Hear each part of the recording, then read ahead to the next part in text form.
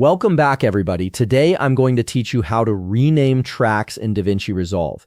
This is a simple but incredibly useful skill that helps you stay organized, especially when you're working with multiple video and audio layers in a complex project. Let's jump right in. First things first, open your DaVinci Resolve application. Once it's loaded up and you're ready to work, direct your attention to the bottom of your screen. Here, you'll see several tabs representing different stages of your workflow.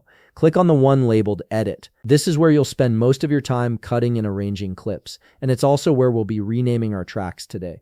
Now that you're in the Edit tab, take a look at the left side of your timeline. This is where all your tracks are listed vertically. You'll see your video tracks and audio tracks clearly labeled, usually as Video 1, Video 2, Audio 1, Audio 2, and so on. These default names work fine, but when you're juggling dialogue, music, sound effects, and multiple camera angles, having descriptive names makes your workflow much smoother and easier to navigate. To rename a video track, simply double-click directly on the track label itself. For example, if you want to rename Video 1, just double-click on where it says Video 1. The text will become editable, allowing you to type in a new name. You might want to call it something like main camera, B-roll, or graphics, depending on what type of content is on that track. Choose a name that makes sense for your project and will help you quickly identify what's on that track at a glance.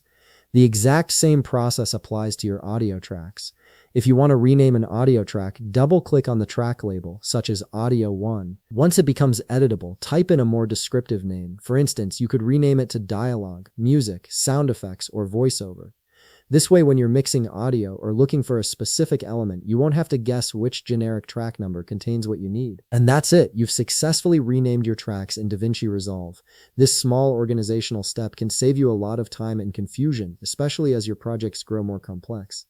If you found this video helpful, please leave a like, subscribe, and see you in the next video.